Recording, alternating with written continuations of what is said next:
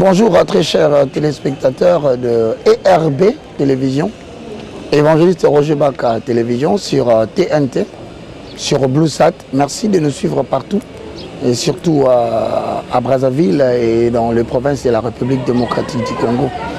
Et bien voilà, je suis en train de commencer une émission, nouvelle version, de l'ignorance à la connaissance. Vous savez, en tant que leader, en tant qu'élite, en tant qu'une personne qui a un destin brillant, vous serez tout le temps confronté à prendre des décisions. Ben, sachez une seule chose, que le processus décisionnel est alimentable.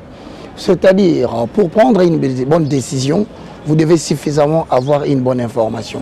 Et donc, voilà pourquoi l'émission de l'ignorance à la connaissance va nous aider aujourd'hui dans la 6e leçon, École de Joseph, l'étude de personnages bibliques. Que Dieu vous bénisse. Veuillez trouver dans cette émission une édification et planifier votre avenir. Que Dieu vous bénisse. À tout à l'heure, mais restez surtout abonnés sur IFC Sion TV et EV Roger Baka 77 sur YouTube. À tout à l'heure, merci. Merci pour nous avoir suivis aussi dans d'autres plateformes telles que Nouvelles Tendances. À tout à l'heure.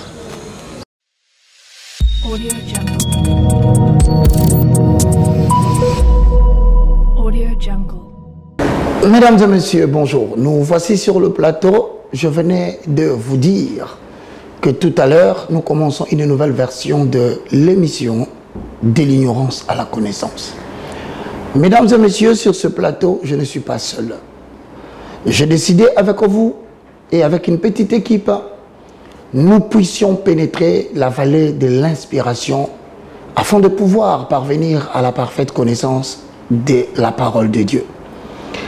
Cette émission de l'ignorance à la connaissance aborde une thématique très importante, à savoir l'étude de personnages bibliques. Nous avons donc un sous-thème qui nous conduit, c'est la destinée. Alors le sujet d'aujourd'hui, mesdames et messieurs, très chers amis de l'Internet et très chers amoureux de l'émission de l'ignorance à la connaissance, vous qui suivez ERB Télévision et vous qui suivez dans toutes les plateformes des réseaux sociaux, le sujet est intitulé « L'école de Joseph, 6e partie ». Je ne suis pas seul sur ce plateau, je m'en vais saluer 2-3 frères dans le Seigneur. En vous saluant tous à la maison, que Dieu vous bénisse. Bonjour berger, comment ça va? Oui, par la grâce de Dieu, ça va. Merci. Merci. Bonjour Christian. Bonjour évangéliste. Comment ça va? De la chevelure de la tête jusqu'à la plante de mes pieds, tout va bien. Identité IFC. Malisawa, bonjour. Bonjour papa. Comment ça va? Tout va bien par la grâce du Saint-Esprit. Osana. Joël, bonjour. Bonjour papa. Comment ça va? De la chevelure de ma tête jusqu'à la plante de mes pieds, à passer par les rêves, je dis tout va bien. Et j'espère que tel il est, tel vous êtes aussi à la maison. Alors, nous commençons notre émission intitulée « De l'ignorance à la connaissance ». Mesdames et messieurs, frères et sœurs dans le Seigneur, retenez que dans l'étude de personnages bibliques, nous sommes en train de vouloir faire comprendre aux leaders, aux personnes potentiellement choisies par Dieu, de pouvoir comprendre qu'il y a certaines personnalités ou personnages bibliques à qui Dieu a fait de grandes promesses, qui sont devenus des icônes, de grands personnages de l'histoire du peuple juif. Mais ces gens-là ont traversé aussi des moments difficiles. C'est par là que je définis la destinée. C'est l'ensemble des événements positifs et négatifs qui sont déterminés de manière irrévocable et surtout indépendant de la personne qui les subit. Donc, lorsque l'Éternel veut faire une grande réalisation dans ta vie, il y aura des événements positifs qui peuvent te plaire, mais il y aura aussi des événements négatifs qui risquent de te déplaire. Alors si tu suis cette émission et que tu penses que Dieu a réellement 3 trois objectifs en toi, car vous le savez bien, lorsque l'Éternel t'appelle, c'est pour réaliser quelque chose de grand qui va marquer cette génération. Mais à ce sujet, nous disons, mes frères et sœurs, qu'il y a trois types d'hommes dans le chemin de la grandeur. Le premier, ce sont des personnes qui sont nées grands. Le deuxième, ce sont des personnes appelées à devenir grands. La troisième catégorie, si vous ne vous êtes pas identifié dans les deux, homme ou femme, il y a des personnes à qui l'on confère la grandeur. Frères et sœurs dans le Seigneur, retenez une seule chose. Dans tous les trois cas, l'Éternel vous embarque dans le chemin de la grandeur, mais tout au long du chemin, il peut vous apprendre des leçons qui seront indispensables dans la continuité de la marche avec lui et vous. Raison pour laquelle, sixième leçon, de l'école de Joseph, c'est lui dont le nom signifie que l'Éternel ajoute, fils de Jacob et de Léa. Frères et sœurs dans le Seigneur, nous voici embarqués dans l'école de Joseph, sixième leçon. Si vous êtes en train de nous suivre maintenant, comprenez que Dieu a placé en nous une sémence, un potentiel qui doit nous conduire vers la destination ou la mission qu'il a établie pour nous sur la terre. Et dans ce potentiel qu'il a placé à l'intérieur de toi, retiens que avant qu'il ne t'envoie en mission, il peut t'amener dans un endroit isolé de ta famille. Il peut t'éloigner de ta famille maternelle et paternelle. Il peut aussi, dans les cas échéants, faire en sorte que de ta naissance, que tu connaisses le décès de ton père ou de ta mère. Est-ce que cela veut-il dire qu'il t'a abandonné? Non. La réponse est non. Voilà pourquoi, embarqué dans le chemin de la grandeur, très chère élite, très chers concitoyens, vous qui détenez le potentiel de la grandeur, suivez attentivement la sixième leçon de l'école de Joseph. Alors, il y a une question qu'on va poser. Je m'en vais du côté du berger. Quelle est la première question que tu aimerais bien poser pour l'école de Joseph? La première question à poser concernant l'école de Joseph d'aujourd'hui, dans la destinée, un homme né grand ou appelé à devenir grand, ou alors à qui l'on confère la grandeur, peut-il connaître l'emprisonnement évangéliste? C'est-à-dire quoi? Il y a certaines personnes qui sont dans l'emprisonnement, qui peut être physique, c'est-à-dire il est mis dans un centre de détention. Peut-il être arrêté un moment? Dieu peut-il accepter de le priver la liberté? Parce qu'avant d'atteindre la mission de Dieu, tu dois jouir de la liberté de mouvement et de pensée. Mais est-ce qu'à un moment donné, un grand homme de ces siècles peut-il traverser des moments d'emprisonnement? La réponse est donc oui. Mesdames et messieurs, avant que nous ne puissions lire le livre de Genèse, au chapitre 39, le verset 3, et pénétrer la vallée de l'inspiration pour tirer des leçons, écoutez attentivement à travers cette question ce que je vais dire. Lorsque nous sommes dans le livre de Genèse, chapitre 39, le verset 3, Genèse, chapitre 40, le verset 1 à 9, c'est alors que nous découvrons si un homme de Dieu, appelé par Dieu, peut-il connaître l'emprise? Mesdames et messieurs, retenez ceci.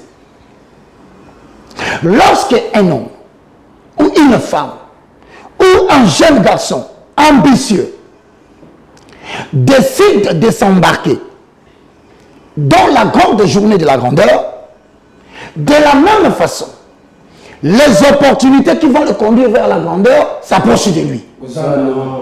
Mais il n'y a pas que des opportunités. Il y a aussi des contradictions. Il y a aussi des difficultés. Il y a aussi des obstacles qui vont aussi s'inviter sur le chemin de la grandeur. Retenez ceci, berger. Très chers frères et amis qui suivez de l'ignorance à la connaissance. C'est la décision de Romains 19.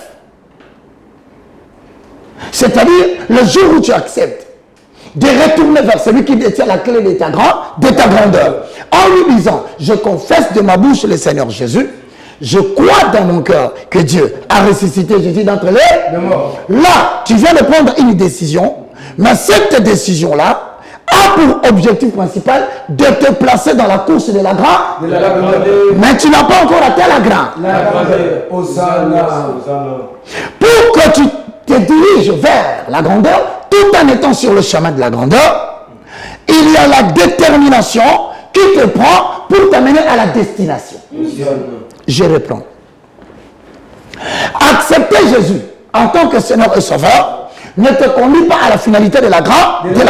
Mais la décision de la conversion ou de la régénération te place dans la course de la grandeur. Oui. Mais lorsque tu te trouves déjà dans la course, il faut qu'un autre élément vienne s'ajouter dans ton école pour que cela t'amène vers la détermination. Or, quand tu commences à chercher la détermination, c'est que tu veux aller vers la terminaison. Hosanna. Bien-aimé dans le Seigneur, retenez une chose. Il n'y a que l'école de la détermination qui te prendra pour t'amener à la terminaison de ta mission sur la terre. Donc, sans la détermination, vous manquez une leçon qu'avait Joseph qui a fait que, quoiqu'il eût reçu 2 fois le message ou les signaux divins intégral de Dieu, le premier 37, le verset 5, Joseph eut un songe. 37, 9, il lit encore un autre songe. Ça, c'est l'emplacement de Dieu dans la course de la grandeur. Tu peux avoir rêvé le président Kabila. Tu peux avoir rêvé être avec le président Sassou. Tu peux avoir rêvé dans ta vie que tu t'assois avec les grandes autorités de ce monde. Dieu dit, Dieu peut te faire voir Obama. Mais tu te rêves, tu regardes ta condition physique. Cela ne ressemble en rien avec ce que tu vis présentement. Est-ce que tu viens de faire des cauchemars? La réponse est non. Dieu vient de te prendre au travers ces signaux divins, de te placer dans la course de la grandeur. Oui.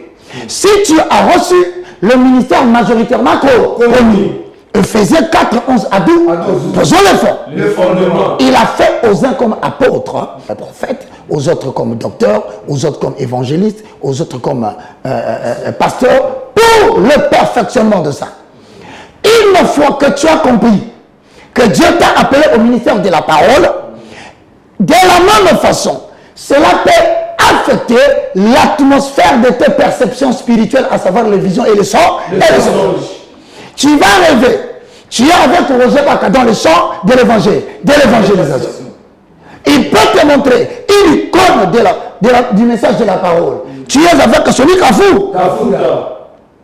Cela peut être le pasteur Moutombo Kalo. Cela dépend de qui Dieu veut te faire voir pour te montrer le corps de cet homme afin de te préparer dans la course de la grandeur.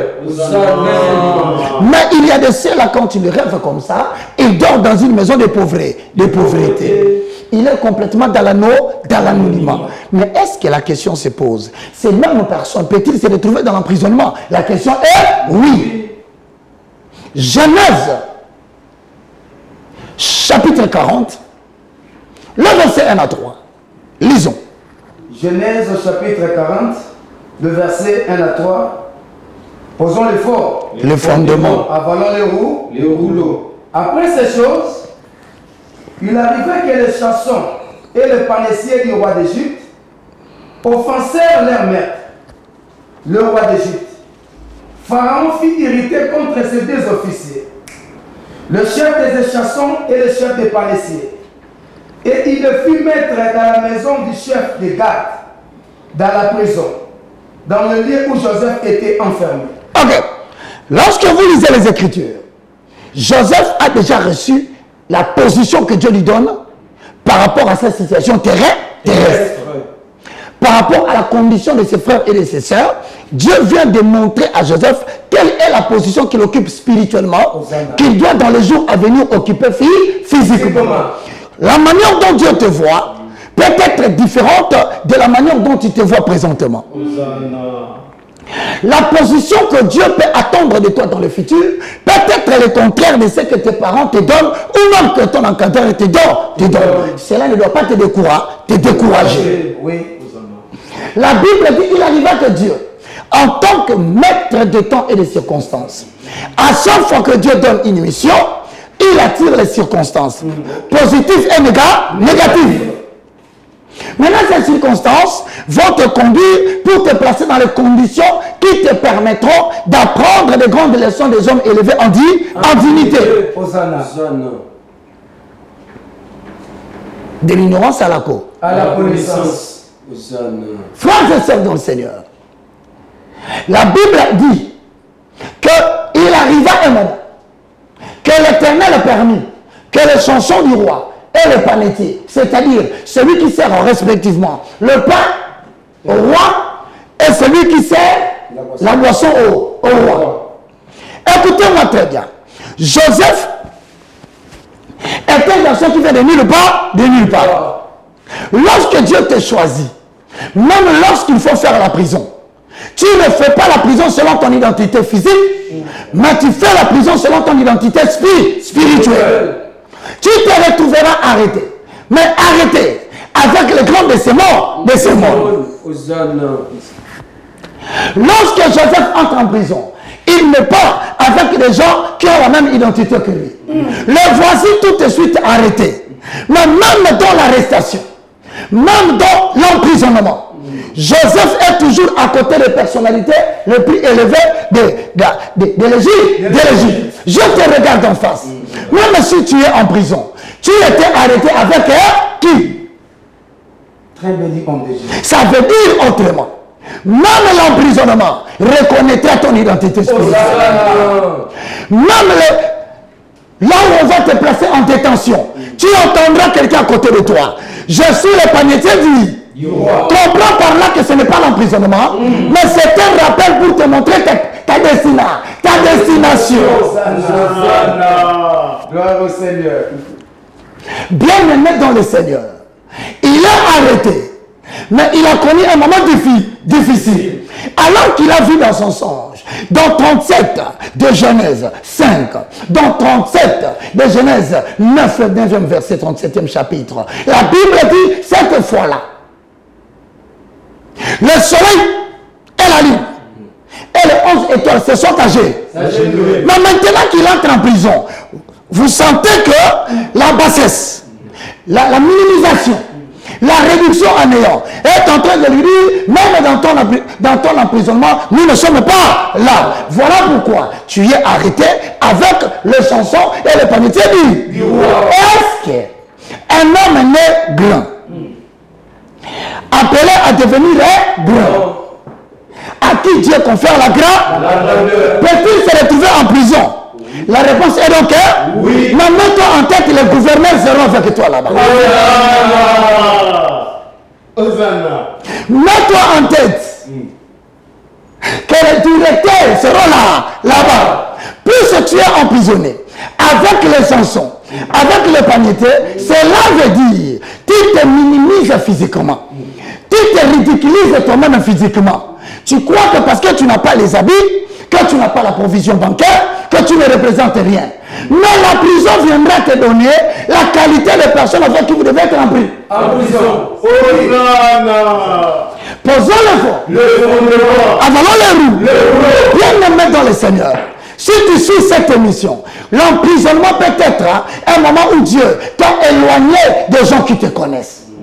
L'emprisonnement peut être un moment où tu traverses une vie que tu n'avais jamais cru que tu traverseras dans ta vie.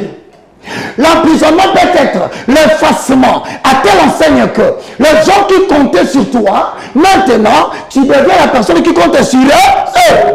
Si je fais ceci, je l'appelle, il me fera sortir de la prison. Alors que Dieu te conduit en prison pour former ton caractère. Retenez une seule chose. Rien de significatif peut arriver dans la vie d'une personne qui est née grand, appelée à devenir grand, ou une personne à qui l'on va conférer la grandeur. Si vous rencontrez cette personne, que ce soit à Makala, que ce soit dans les Souciates, que ce soit dans la prison des frontières.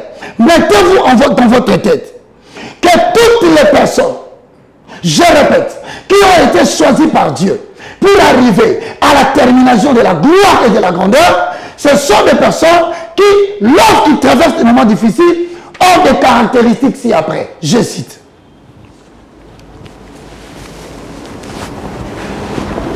Ce sont des personnes qui ont une attitude de ne jamais abandonner. La semence de Dieu placée en toi, au travers des situations difficiles, au travers des moments de lamentation et de pleurs, au travers des moments d'abandon et de rejet, au travers des moments d'emprisonnement, puisque cela est le cas. Comprenez une seule chose, que l'Éternel, au travers de ces moments difficiles, il est en train de réveiller en toi la caractéristique qui, une fois la prison terminée, te conduira vers la terminaison. Hosanna. 2. C'est la caractéristique des hommes qui ont la capacité ou l'habileté de continuer à avancer malgré les tempêtes qui est contre leur avancement. Ce sont des hommes qui ont la capacité et l'habileté de continuer à avancer dans le chemin de la grandeur. Peu importe les tempêtes qui sont contre leur avancement. C'est une capacité qui vient dans l'emprisonnement. Sans la prison, tu n'auras pas cette capacité. Il faut que tu arrives là pour que cette capacité puisse naître. Il faut que les gens t'abandonnent pour que ta mentalité soit réveillée. Il faut que tu entres là où il y a la privation de la liberté. En dehors de la privation de la liberté, cette capacité ne viendra jamais. Voilà pourquoi il dit, moi l'Éternel ton Dieu, je te conduis dans le désert pour ton propre bien. Non pas pour creuser de l'argent, mais pour forger ton cas. Voilà pourquoi, bien aimé dans le Seigneur, ce que tu évites que Dieu veut dans ta vie, cela t'empêche d'avoir les habiletés que Dieu voulait que tu aies. Quand tu refuses les conditions que Dieu te donne, pour vivre dans les conditions que tu souhaiterais, tu auras les conditions que tu souhaites, mais tu n'auras pas le caractère que Dieu veut. Quand tu veux devenir grand, sans passer par l'épreuve, les hommes intelligents ont dit, à vaincre sans péril, on triomphe sans gloire, sans gloire. Or, la gloire de l'homme, c'est de chercher à assommer la face de Dieu. Qu'est-ce que Dieu cache derrière cet événement? Le code de Joseph. Sixième leçon. C'est la capacité des gens. Une famille en prison.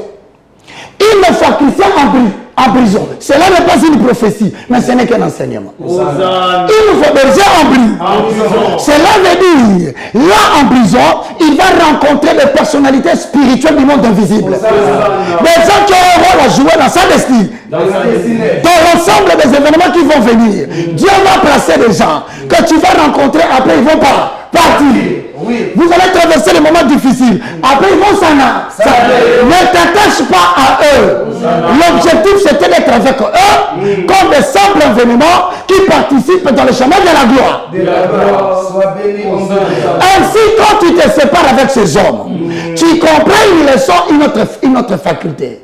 C'est la capacité de briser l'adversité dans l'attente d'un désir qui brille dans ton cœur.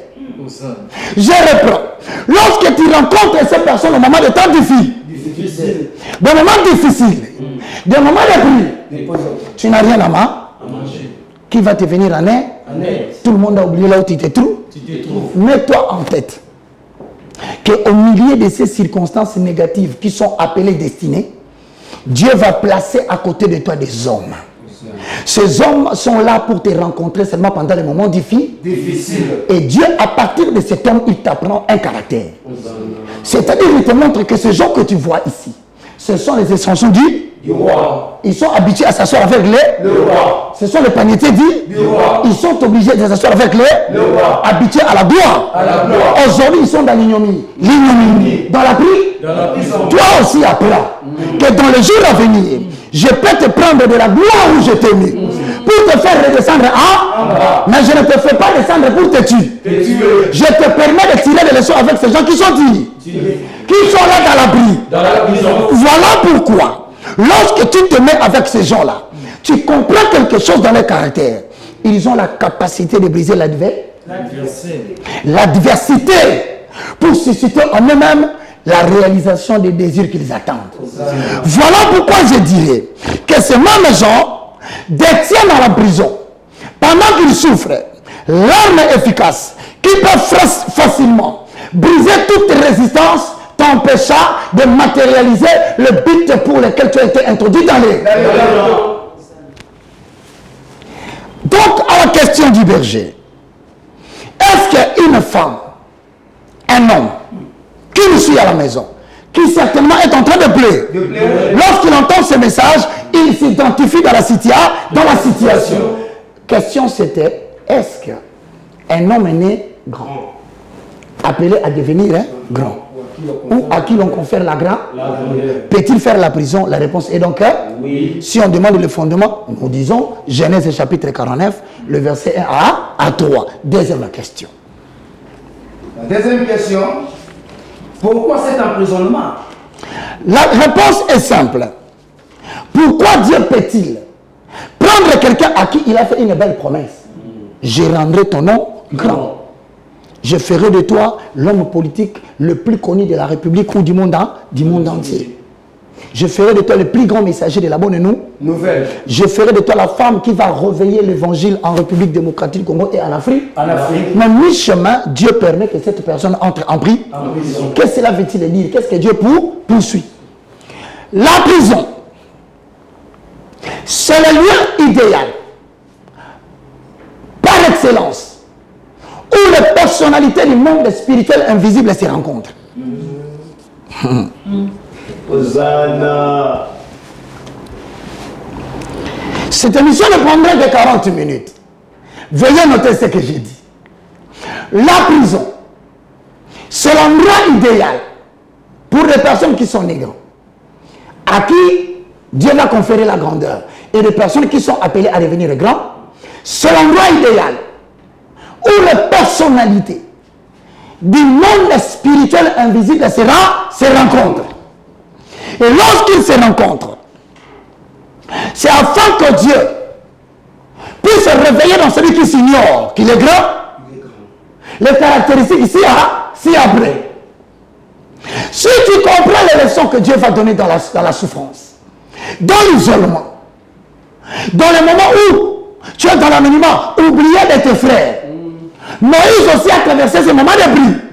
Lorsqu'il tua l'Égyptien et qu'il il fuit pour aller se cacher là où il est allé, il était un émigré. Il était complètement oublié de sa famille. Qui savait encore que Moïse existait? C'était une forme d'emprise. Mais c'est pour que Dieu te donne la caractéristique des hommes qu'il va utiliser. Première caractéristique. Toutes les personnes qui Dieu suscite pour l'avenir des familles, des nations, des continents et de son église. Ce sont des personnes qui ont la caractéristique bien appelée. Premier point. Pourquoi est-il passé en prison? Premièrement, c'est pour que Dieu puisse se cultiver dans cet homme. C'est pour que Dieu puisse se cultiver dans cette femme la qualité d'un homme déterminé qui est toujours un homme optimiste.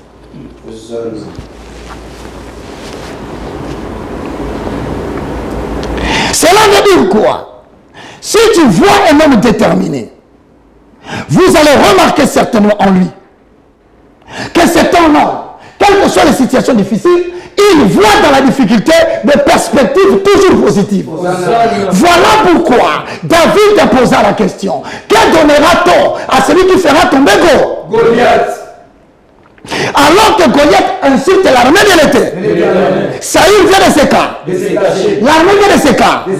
C'est la honte au niveau des enfants d'Israël. Choisissez-moi quelqu'un de votre côté qui viendra combattre contre moi Goliath. S'il me tue, mon peuple deviendra esclave. Mais si moi je le tue, le peuple d'Israël deviendra esclave. Les gens qui étaient à côté, n'étant pas déterminés, ont vu dans cette situation la mort. Mais David regardant la situation, malgré que tout le pays était dans la honte, il a trouvé les perspectives positives. Frère, derrière ton combat se cache une gloire. Ne te limite pas sur le chemin. Je rappelle encore, ce problème qui te tourmente pendant que je prêche, ne le regarde pas comme la finalité de ta vie. Regarde dans l'ombre derrière ce combat. David se trouve que dans sa famille, personne n'a jamais épousé la fille d'un roi. Mais voilà que l'occasion d'épouser la fille du roi vient par les perspectives d'un corps. Or, la caractéristique d'un homme qui est déterminé, c'est d'avoir des perspectives positives au moment de ta vie. David a dit, j'irai me battre. Bats-toi et ne recule jamais. Bien-aimé dans les seigneurs, la vallée de la souffrance ne fait souffrir que deux dimensions de l'homme, le corps et l'âme. Mais la vallée de la souffrance, pour une personne qui a le destin de Dieu entre ses mains, c'est une vallée d'expérience pour saisir la montagne que tu vas affronter bientôt. Car la vallée est une baisse, mais la montagne est une hauteur. Or, plus quelqu'un monte, plus il va rencontrer les difficultés. Voilà pourquoi plus un arbre monte, plus il attrape les vents. Mais s'il ne tombe pas, c'est parce qu'il a puisé des racines dans la vallée de la souffrance. Voilà pourquoi Psaume dira, lorsqu'il traverse la vallée de l'ombre de la mort, il ne craint aucun mal. Et il dit, lorsqu'il traverse la vallée de Baca, il en fait une oasis.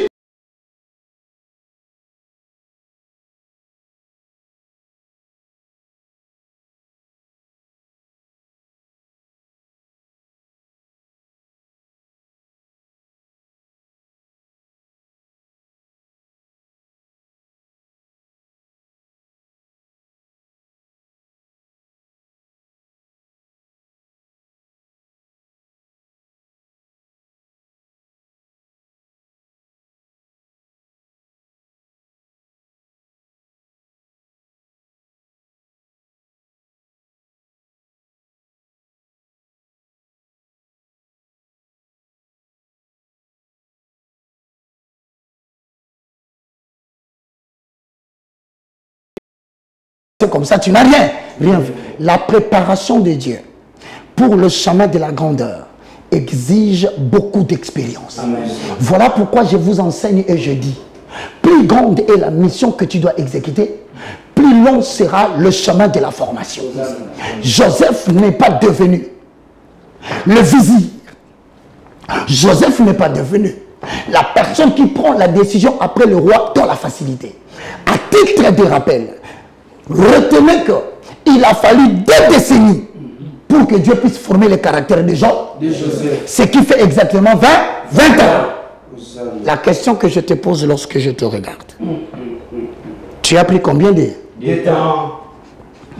À celui qui me suit à la maison. Si Dieu permet que tu ailles en prison, si Dieu permet que tu sois oublié de tous, même ta propre famille ne sait pas où tu dors. Même les gens avec qui vous avez partagé des expériences ne savent pas où tu te retrouves. Cela ne veut pas dire que Dieu t'a abandonné. C'est parce que dans la vallée de la souffrance, c'est là où Dieu crée des personnalités inspirées. C'est dans le silence de tous, l'oubli de tous, qu'un homme est en parfaite communication avec les grands T et qui communique avec le petit. Voilà la deuxième caractéristique. Toutes les personnes qui sont appelées à être grands, qui sont nés grands, qui doivent être à qui on doit conférer la grandeur, ce sont des personnes qui ont la caractéristique ci-après. Dieu fait de lui dans la vallée de la souffrance un homme inspiré.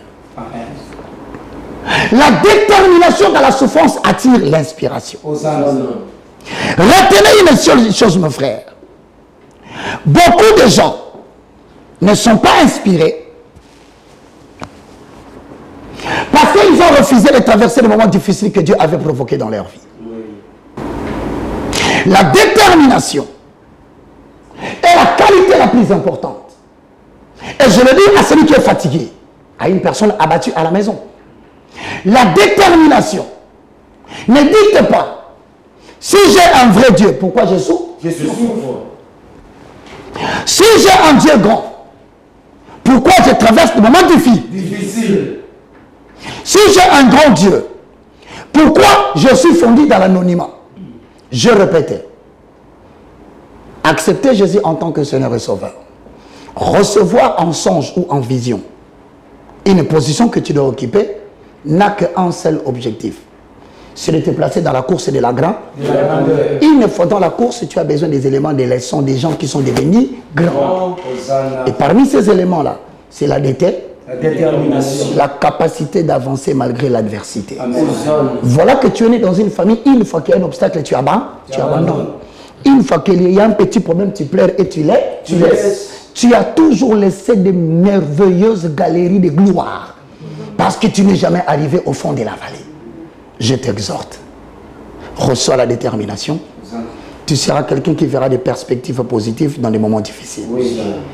Accepte l'humiliation, accepte la souffrance. Tu seras les gens les plus inspirés car la souffrance donne l'expérience pour affronter la prochaine montagne. Mesdames et messieurs, de l'ignorance à la connaissance ne prend jamais beaucoup de temps. Mais retenez une seule chose. Maï et Boumaka Moto. Moto et Boumaka Maïté. Reste inspiré. Le boss de la Sophie. Que Dieu vous bénisse. Au revoir.